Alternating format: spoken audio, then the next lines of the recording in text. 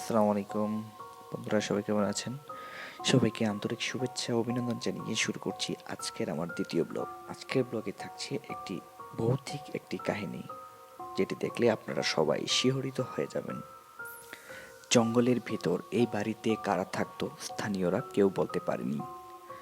আমরা অনেকের মুখে শুনেছি এটা রাজার মন্ত্রীরা থাকতো, তবে অনেকের মতে তা সঠিক নয়। আমরা আজকে এই বাড়িটির আশেপাশে ঘুরে দেখব এবং এর রহস্য উন্মোচন করব। বন্ধুরা, সাথে থাকুন আমাদের সাথে।